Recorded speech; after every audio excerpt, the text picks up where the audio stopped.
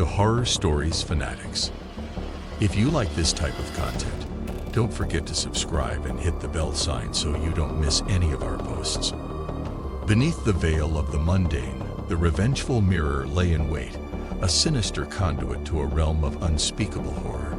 Its innocuous facade belied a dreadful secret, for within its reflective depths resided the tormented soul of a vengeful witch who had vowed her malicious retribution from beyond the grave. Strange and ghastly were the reflections this mirror cast, a prophetic tableau of impending calamity. Each individual who dared to gaze upon their reflection in the cursed mirror found themselves ensnared in its dark enchantment. A series of tragic accidents would then befall them, as if the very forces of fate had been altered to exact the witch's bitter vengeance. The curse of the Revengeful Mirror served as a chilling reminder of the ancient adage, "Beware what you seek, for you may just find it." The mirror, it seems, was more than just a reflective surface. It was a gateway to terror, a portal to dread. As the tale of the Revengeful Mirror spread, it drew the attention of a seasoned paranormal investigator, known only as Edgar. He was not a man easily shaken by eerie stories or ghastly tales.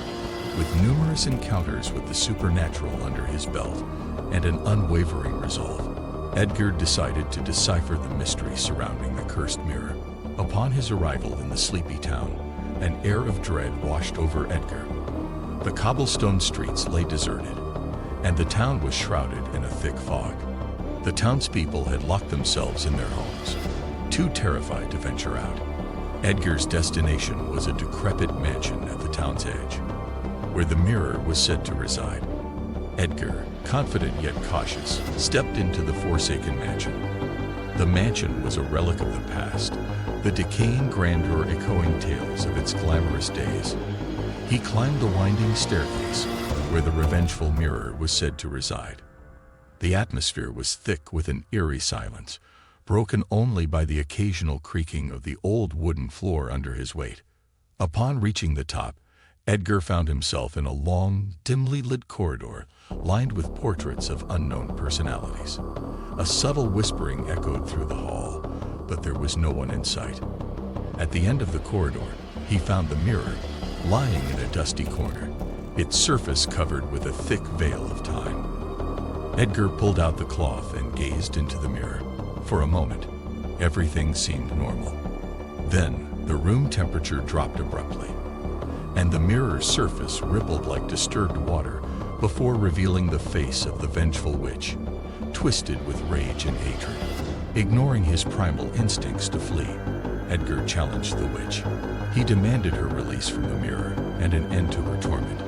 In response, the witch unleashed a barrage of horrific visions, the tragic fates of the mirror's past victims. Edgar, however, stood his ground. He reached into his bag and pulled out a small vial containing a sacred liquid. Edgar began to recite an ancient incantation, his voice echoing through the mansion. As he continued, the mirror trembled, and the witch's image shrieked in fury. Edgar threw the sacred liquid onto the mirror's surface, which sizzled upon contact. The mirror shook violently, and with a final scream from the witch, it cracked.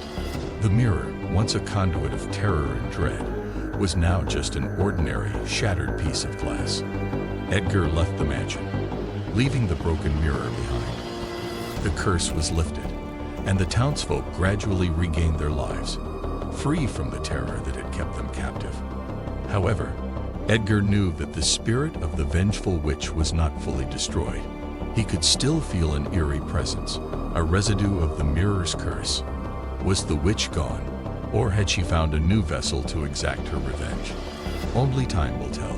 For now, the shadow of suspense loomed large over the small town, hinting at the unresolved mysteries that lay in wait.